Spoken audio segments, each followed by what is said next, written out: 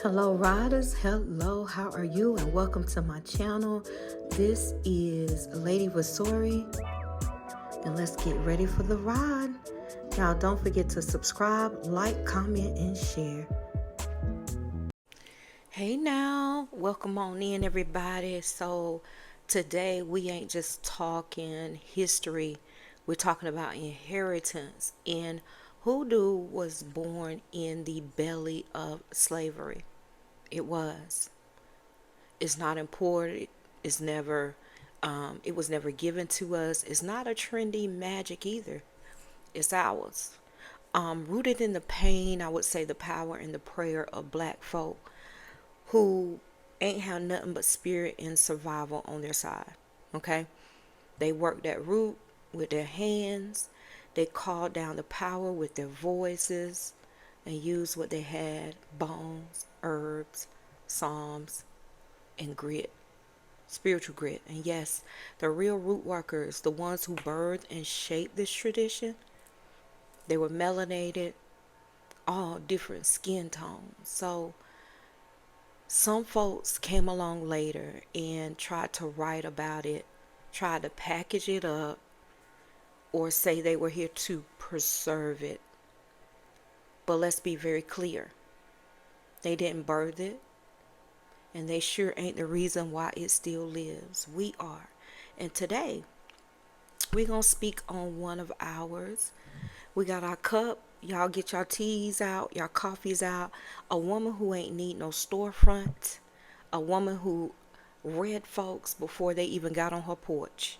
This is the story, or updated story for me, because I have done this particular story before years ago. But I wanted to bring it back and keep the light on Aunt Carolyn Dye. Before we jump into the video, this is introducing his mind, his wallet, his heart. Audio Conjure by Lady Vasori. Ask yourself, is he thinking about you? Is he paying attention? Is he feeling pulled in all the right places? This is not an ordinary love spell. This is rooted attraction conjure, spoken in the sweet fire tone of myself, Lady Vasori. It's designed to wrap around the part of him that gives and keeps on giving. Perfect for sugar daddy works and honey jars, date nights and dressing rituals, spiritual baths for favor, whispering power over your own body. Speak it, anoint with it, let it stir his memory, his mind, and his money. Because once this plays, he won't be able to forget who's got the grip. Once you complete your purchase, you'll receive a private email link with your audio conjure. Be sure to check your spam or promotions folder if it doesn't arrive within 5 minutes. Now, let's get to the video. So, there is no other way to get started but at the beginning. Carolyn Dye was born in 1843 in Spartanburg County, South Carolina, right into bondage. No real birth record, no baby blanket or certificate was given, just shackles and soil. She was a girl when she got brought west to Arkansas, and some say she walked part of the journey behind a mule cart. However she got there, she arrived rooted. It was already inside of her. I'm expecting she probably knew her power or her gift when she was young. But they settled in Forest City, Arkansas. Bought a home later on. She built it steady, brick by brick, not with comfort in mind, but with a readiness. She knew, again, she had a gift, and folk were going to need her. Now, Aunt Carolyn wasn't loud. She didn't wear bright robes or do tricks with smoke, but the people came to her like bees to sweat. Some came in silence, others came in tears. It didn't matter. Carolyn Dye already knew what they came for. One local woman showed up crying about her man. Said he was running around with another woman and drinking too much. But Aunt Carolyn didn't move. She stirred her coffee and said, You came here wanting the truth, but spirit don't work for just one side. Your hands ain't clean either, baby. Now, do you want help or do you really want revenge? They say that woman left looking like shame had just called her name. Came back the next week very quiet, carrying a sack of cornmeal and a fresh apology because Aunt Carolyn Dow already knew she had unclean spirit. Okay? Now, Aunt Carolyn's porch wasn't just wooden nails. It was a spiritual compass. Folks said it pulled you in if you needed direction or even correction. Okay? Either way, she worked with no tools at all. A lot like myself. I do, but I go within. And a lot of people don't respect that in the community. They think that you need tools in order to have power. And see, that's where they get it twisted. But she didn't work with any tools. She didn't need no bones, cards. She just had the gift. She did tell one man, don't take that job in Little Rock. You will be back in 6 days with bruised ribs and no pay. And he didn't listen. He came back on day 6, just like she said, bruised, broke, and quiet. And she didn't say, I told you so. She just opened the door for the man. Aunt Carolyn didn't call herself a root worker. You never heard any accounts of her saying that she had used root working or learned to be a root worker. Never called herself that. She was one though, a gifted one that it was given to. She often used Psalms for power, especially Psalms 35 and Psalms 91. She often used graveyard dirt for justice in court cases, red pepper and honey to clear the tongue and sweeten your way. She used floor washes made with pine, tobacco, and salt.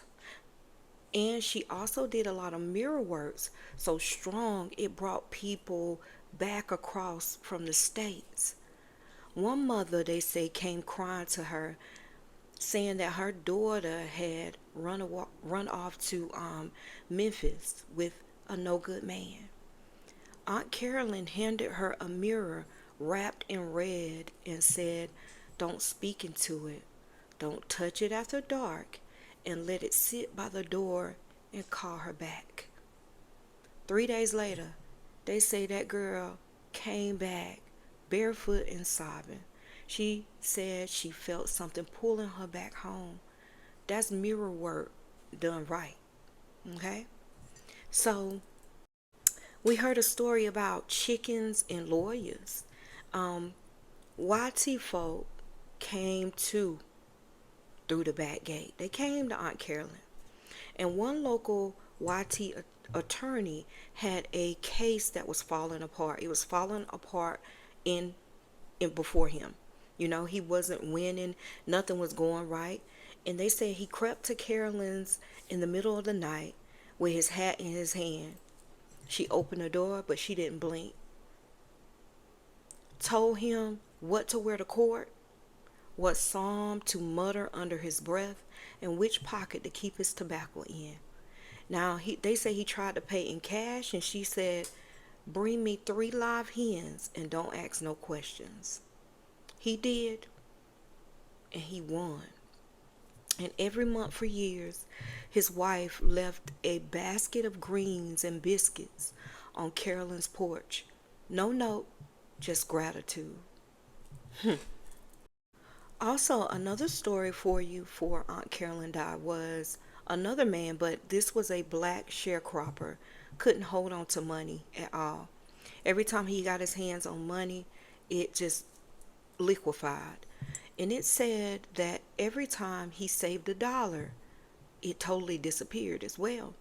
So Carolyn told him, you buried your own luck when you were a child. It's still sitting under the pine tree at your mama's house. They say he froze. Now, they said he remembered hiding silver coins under that tree when he was 7. Aunt Carolyn said, go dig 'em up, then burn a green candle dressed in cayenne and sugar, and don't ever bury your blessings again. He followed her word. Because some of y'all don't follow the word of your worker, your practitioner, fall short every time. But he followed her word. And that year, his crop was so strong, folks accused him of selling his soul. He just smiled and said, nah, I just finally listened. They also called her the lock opener. Oh, wow. That just something in my spirit. I believe that I am that as well, where you can just, you're the key to opening the locks to people's doors. But they call her the lock opener, not out loud, just among each other. And a woman came with her little boy, quiet. He wouldn't speak since his father passed away. She brought his hair and a photo, and they said Aunt Carolyn gave her a tea bath recipe, told her to wash him every morning consecutively for 9 days while singing Psalms 100. Now y'all go and look up Psalms 100 and feel the power for yourself. But by the 5th day, they say that young boy was humming. By the 9th day, he was talking. They say that's when the nickname stuck. Like, not a fortune teller, not a preacher, not a healer, not a root worker, but a lock opener. Carolyn died in 1918 and she was about 75 years old.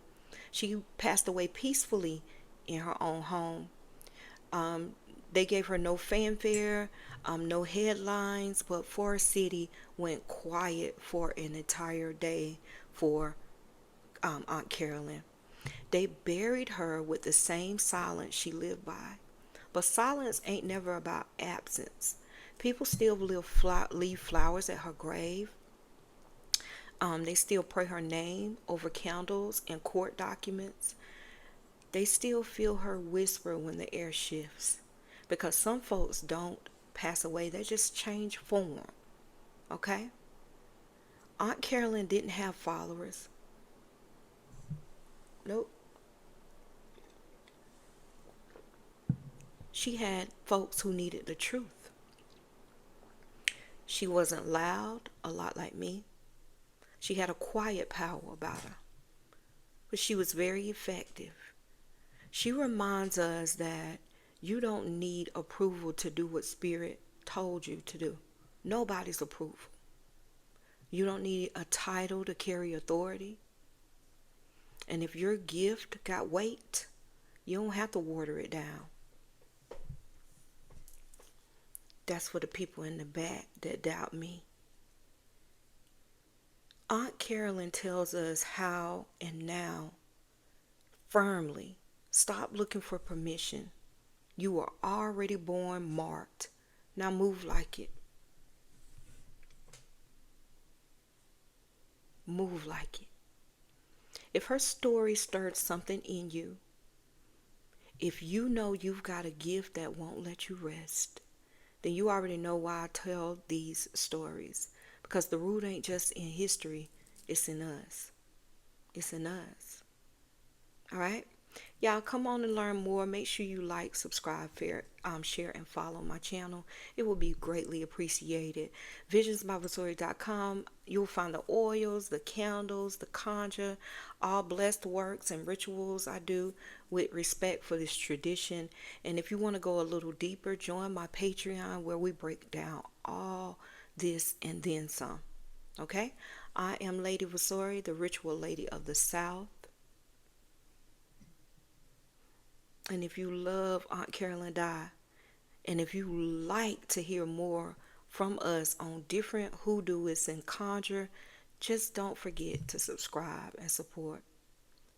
All right, y'all do the work. Y'all have an amazing day.